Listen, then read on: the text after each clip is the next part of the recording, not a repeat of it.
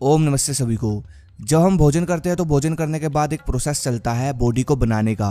जैसे कि भोजन करने के बाद सबसे पहले बनता है रस बनता है, रक्त बनता है, मेद, मांस, अस्थि, उसके बाद मज्जा, और कहा गया है कि सबसे अंत में सबसे देर से बनता है वजर। अब यहाँ एक चीज़ सोचने की आ जाती है कि जब खाना खाने के बाद खून बन गया, हड्डी बन गई, मज्जा बन गया, मांस बन गया, मसल्स बन गई, तो मतलब बॉडी कंप्लीट बॉडी बन गई। बॉडी को बनने के लिए यही सब धातु तो चाहिए होता है। इसमें अब वज्र धातु का क्या काम है जो कि सबसे अंत में बनती है? मतलब असली काम क्या है इस धातु का? ऋषि मुनियों ने इस धातु को सबसे कीमती धातु बताया है, इसीलिए ऋषि मुनि कहते हैं कि इसकी रक्षा करो, इसको वेस्ट मत करो। क्या आप जानते हो 40 किलो खाना खाने के बाद 10 ग्राम वीर्य बनता है, लगभग 40 दिन बाद, और वो भी अच्छा खाना खाना पड़ेगा आपको, तब जाकर तैयार होगा 10 ग्राम। वज्र हमारी बॉडी की शक्ति होती है, या तो इसका यूज संतान उत्पत्ति में होगा या फिर शरीर की शक्ति बढ़ाने में। इसको खराब कर देना, इसको वेस्ट कर देना, ये कहीं नहीं लिखा मेरे भाई। देखो इस प्रकार आप समझो, वज्र धातु से आप शरीर और बुद्धि को शक्तिशाली बना सकते हो, क्योंकि ये एक एक्स्ट्रा एनर्जी होती है। जैसे कि आप खाना खाते हो तो खाना खाने के बाद आपको एनर्जी मिल जाती है, ठीक है, वो एक नॉर्मल एनर्जी होती है, चल फिर लो, उस एनर्जी से आप नॉर्मल दिमाग का यूज़ कर लो। लेकिन अगर आपको एक्स्ट्रा एनर्जी चाहिए ब्रेन और बॉडी के लिए, तो वो यहीं से आएगी। जितना ज़्यादा आप इसकी रक्षा करोगे उतना ज़्यादा आप शरीर से शक्तिशाली बनोगे, शक्ति प्राप्त कर सकते हो उतना ज़्यादा आप, और आज के समय के इंसान से अलग बन सकते हो। जैसे कि महाभारत में भीष्म पितामह जी सबसे अलग थे, सबसे शक्तिशाली थे। क्यों थे? क्योंकि भीष्म पितामह जी ने कभी भी ज़िंदगी में एक बूंद भी वज्र की बॉडी से नहीं निकलने दी। तो अब आप समझ गए होंगे कि ये धातु का काम क्या है और ये कितनी पावरफुल है। तो ये ब्रह्मचार्य का ही पार्ट है धातु, इसलिए ब्रह्मचार्य को सबसे शक्तिशाली माना जाता है। पहले हमारे देश में क्या होता था, जिनको विद्या सीखनी है, मान लो कोई शस्त्रों की या फिर शास्त्रों की, तो उसको गुरुकुल में ही रखा जाता था। ब्रह्मचार्य की एनर्जी के साथ उसको विद्या सिखाई जाती थी, और फिर वो 8-10 साल बाद एक ऐसा योद्धा बनकर तैयार होता था कि पूरे विश्व में कोई नहीं होता था उस जैसा। और जिसको शरीर शक्तिशाली बनाना है, बल भरना है, तो वो अखाड़े में तैयारी करता था। आज भी करते हैं जैसे पहलवान, तो वहाँ भी यही रूल है। लंगोट बांधा जाता है, अखाड़े में ही रखा जाता है पहलवान को, फ़ोन नहीं दिया जाता, अनुशासन के साथ ब्रह्मचार्य फॉलो करवाया जाता है, और यही अनुशासन और ब्रह्मचार्य की एनर्जी उसको पहलवान बनाती है। लेकिन अब ये सब चीज़ें, नियम खत्म होते जा रहे हैं हमारे देश से, बाहर की सभ्यता प्रवेश कर रही है। अब क्या है, जिम आ गई है, बिना किसी नियमों के साथ सब लड़के वर्कआउट करते हैं। अब 100 में से 90% लड़के ऐसे हैं जिम में जाने वाले या फिर वर्कआउट करने वाले जो कि मास्टरबेट करते ही हैं।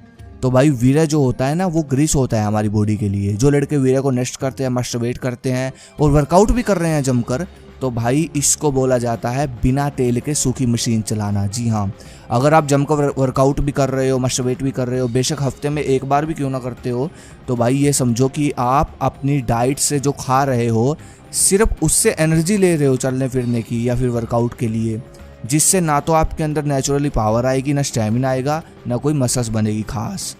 हमारे वीर्य धातु के अंदर कैल्शियम सबसे ज़्यादा होता है। तो अब मास्टरबेट करते हो तो भाई सारा का सारा कैल्शियम बाहर निकल जाता है, और फिर कैल्शियम की कमी के साथ वर्कआउट करोगे, ये सब हड्डियाँ घिसाने वाली बात है। पता ही क्या है, जवानी में पता नहीं लगता इन सब चीज़ों का पता लगता है आगे जाके 30-40 साल के बाद। जो लड़के वीरनाश कर रहे हैं और वर्कआउट भी कर रहे हैं, उनकी हड्डियाँ ख़त्म हो जाएगी बुढ़ापे में, पागल हो जाएंगे वो जल्दी ही। और ये कोई मैं फेंक नहीं रहा, मैं भाई सच बोल रहा हूँ।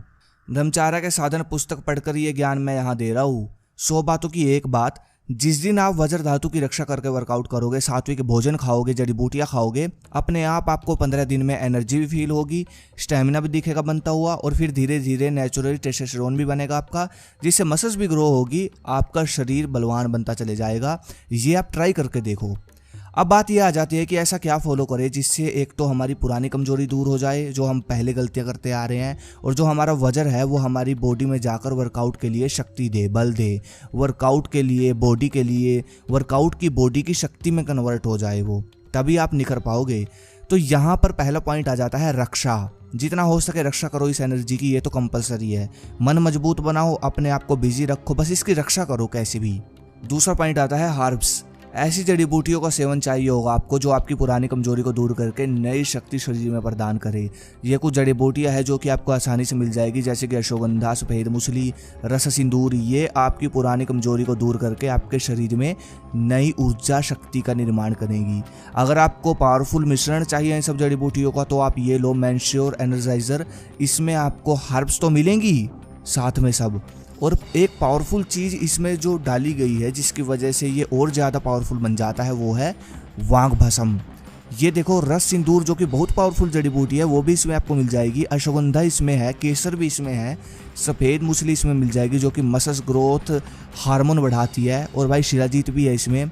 ये सब पावरफुल जड़ी बूटी आपके शरीर में पुरानी कमजोरी को दूर करके एक नई ऊर्जा पावर इंक्रीज करने की क्षमता रखती है। जिन लड़कों की एनर्जी लो रहती है बॉडी की उसको अच्छा करेगा ये एनर्जाइजर। स्ट्रेस रहता है उसको भी मैनेज करेगा ये। इसका एक कैप्सूल सुबह शाम खाना खाने के बाद, रात को भी दूध के साथ लेना है और सुबह खाना खाने के बाद आप दूध के साथ एक कैप्सूल ले सकते हो। बाकी लिंक डिस्क्रिप्शन में है, वहाँ आप इसको ऑर्डर कर सकते हो और चेक ज़रूर करें। तीसरा पॉइंट, देखो हमारे देश में जो युवा है उनकी आधी बॉडी की स्ट्रेंथ, मसल्स, ताकत, स्टेमिना इसलिए नहीं बनता क्योंकि वो लेग वर्कआउट जिसको बोलते हैं वो नहीं करते। ये मेरा खुद का एक्सपीरियंस है, मैंने खुद देखी है ये चीज़ें। भारत में ये चीज़ सबसे ज़्यादा देखने को मिलती है। जिम में आप जाकर देखो, शनिवार को बहुत कम लड़के आते हैं जिम में, क्योंकि शनिवार को लेग का वर्कआउट करना होता है। तो लड़के लेग के वर्कआउट से डरते हैं। क्यों डरते हैं? क्योंकि लेग दुखती बहुत है वर्कआउट करने के बाद। अरे भाई, लेग का वर्कआउट ही हमारी बॉडी बनाने वाले हार्मोन को बढ़ाता है। बाहर के लोग खूब लेग वर्कआउट करते हैं, हमारे यहाँ लेग वर्कआउट ज़्यादातर एथलीट ही करते हैं, बाकी नॉर्मल लड़के नहीं करते बॉडी बनाने वाले। और भाई हमारे देश के पहलवान अगर आप देखो, अगर आप पुराने समय के पहलवानों का वर्कआउट देखोगे हमारे देश के, वो सब हर रोज़ टायर उठाकर लेग वर्कआउट करते थे। तो लेग वर्कआउट शरीर को तगड़ा बनाता है। जैसे कि छोटी गाड़ी में चौड़े टायर डलवा दो तो वो कितनी तगड़ी लगती है गाड़ी। ऐसे ही जब आपके लेग तगड़े होंगे, चौड़े होंगे, तो आप भी तगड़े बनोगे। आपने स्प्रिंटर देखे होंगे जो कि 100 मीटर 200 मीटर की रेस लगाते हैं, वो पूरा दिन हर रोज़ लेग वर्कआउट करते हैं सुबह शाम।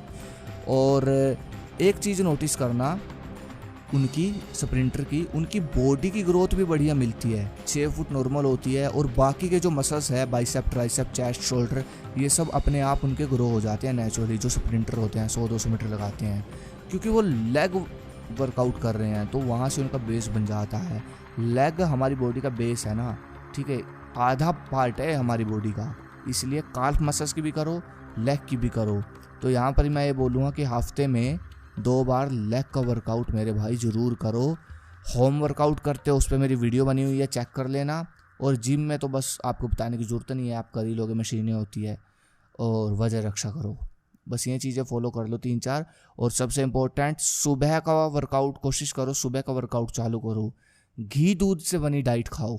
बस ये छोटे मोटे पॉइंट है और ज़्यादा कुछ नहीं। अगली वीडियो किस पर चाहिए कमेंट करो। धन्यवाद। जय हिंद, जय भारत, हर हर महादेव।